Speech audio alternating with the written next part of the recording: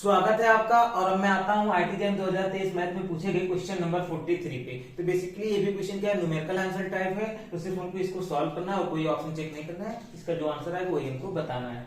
ठीक, तो ये क्वेश्चन कहाँ का है, डिफरेंशियल इक्वेशन का। क्या कह रहा है, if y is the solution of y double dash minus 2y dash plus y is equal to the power x such that y of 0 is equal to 0, y dash 0 is equal to minus 1 by 2, then y of 1 is equal to y of 1 किसके equal होगा, हमको ये बताना है। ठीक है, तो इस क्वेश्चन को सॉल्व करने से पहले मैं आपको एक चीज बता देना चाहता हूँ। अगर हम पार्टिकुलर इंटीग्रल निकालते हैं, कुछ ऐसा फंक्शन अगर हो 1 upon D minus A whole to the power R E to the power A X, ठीक है, तो इसका जो पार्टिकुलर इंटीग्रल होता है वो क्या होता है, x to the power r upon r factorial into E to the power A X.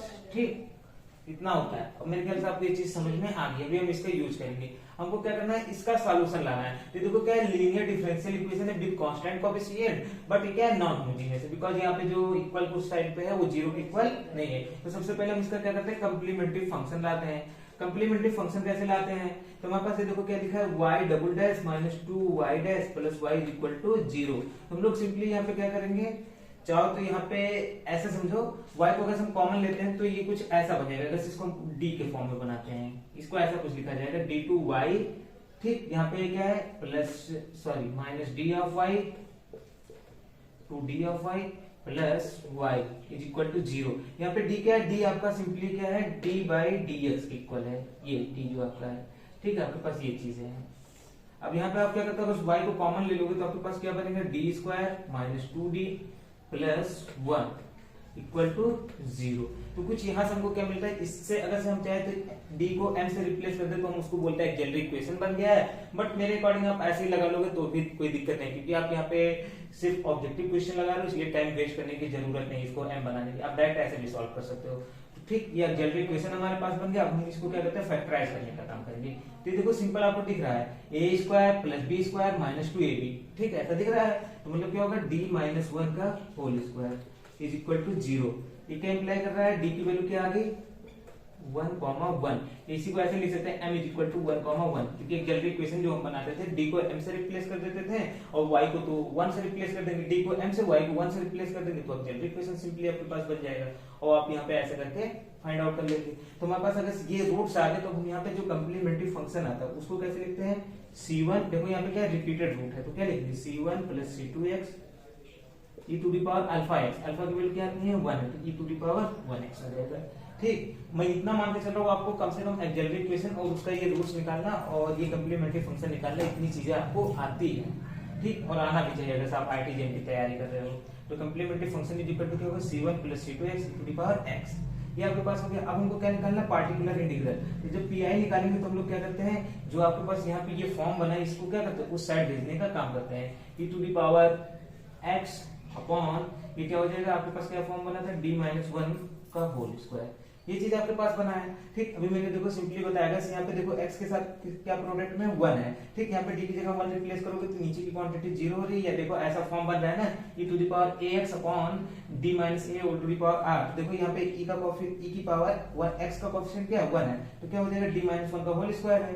ठीक, तो इसका सॉल्यूशन पार्टिकुलर इंटीग्रल क्या आएगा, इसका हो जाएगा, देखो x to the power r, तो यहाँ पे 2 है तो क्या हो जाएगा, x की पावर 2 अपॉन 2 फैक्टोरियल। तो कितना हो जाएगा, x स्क्वायर बाई 2। ठीक, मेरे ख्याल से इतना आपको समझ में आ गया होगा। अब कंप्लीट सॉल्यूशन जो हम निकालेंगे y इज इक्वल टू आएगा cf प्लस pi। तो cf आपके पास कितना है, c1 plus c2x e to the power x plus x square by 2। ठीक, मेरे ख्याल से इतना भी आपको समझ में आ गया होगा। ये y की वैल्यू आ गई। अब यहाँ पे हम लोग जो कंडीशंस दी, इनिशियल कंडीशंस, उसको पुट करने का काम करते हैं। पहला क्या कर रहा है, y of 0 is equal to 0। मतलब क्या हो गया, जब x इज इक्वल टू 0 होगा देन y की वैल्यू क्या हो रही है, 0 हो रही है। ठीक, उसको हम यहाँ पे पुट करने का काम करते हैं इस इक्वेशन में। तो देखो y की वैल्यू क्या हो जाएगी, 0 हो जाएगी। तो y इज इक्वल टू इधर में 0 रिप्लेस कर दिया। और कब होगा, जब x की वैल्यू 0 होगी। तो यहाँ पे क्या हो जाएगा, c1 प्लस c2, x की जगह क्या आएगा, 0 आ जाएगा। ठीक, e to the power x की जगह क्या आ जाएगा, 0 प्लस x स्क्वायर बाई 2 है, तो क्या हो जाएगा, sorry x square by 2 into यहाँ पे क्या होगा, पार्टिकुलर इंटीग्रल है ना, e to the power ax भी रहता है, तो क्या हो जाएगा e की पावर x, ये भी यहाँ पे रहेगा, तो क्या हो जाएगा e की पावर x, ठीक है। तो क्या हो जाएगा 0 इंटू e की पावर 0, ठीक। ये टोटल क्वांटिटी क्या हो जाएगी, देखो c1 प्लस ये देखो c2 इंटू 0 करोगे 0 हो जाएगा, इंटू e की पावर 0 की वैल्यू 1 प्लस ये 0 इंटू 1 करोगे तो ये 0 हो गया, equal to 0, implied that c1 is equal to 0। अगर c1 की वैल्यू आप इसमें पुट कर दोगे तो y की वैल्यू क्या आ जाएगी, c1 is equal to 0 put किया तो c1 इज इक्वल टू 0 हो गया, तो क्या आ गया c2x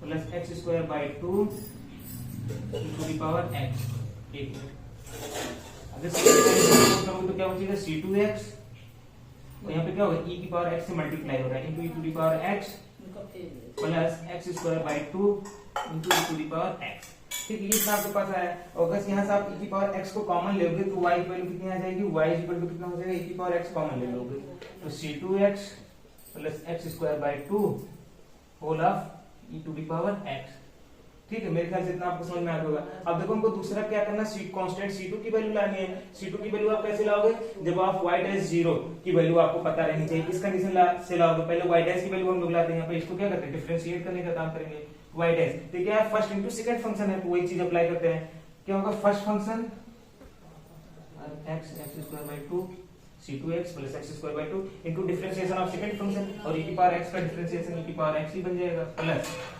ठीक, तो हो जाएगा डिफरेंशिएशन ऑफ फर्स्ट फंक्शन, तो c2 का आप c2x का डिफरेंशिएशन करोगे क्या बन जाएगा, c2 बन जाएगा प्लस x स्क्वायर का डिफरेंशिएशन अगर आप करते हो क्या हो जाएगा 2x बनेगा, जो कि कट के कितना हो जाएगा प्लस x हो जाएगा इनटू सेकंड फंक्शन e की पावर x, ये आपके पास आ गया। अब हमारे पास जो कंडीशन दी है उसको प्रूव करने का काम करते हैं। क्या कह रहा है कि y डैश 0 की वैल्यू कितनी है -1/2, मतलब कि अगर हम यहाँ पे x को 0 से रिप्लेस करेंगे तो y डैश किससे रिप्लेस हो जाएगा -1/2 से, तो चलो यहाँ पे y डैश की जगह -1/2 लिख देते हैं और x की जगह 0।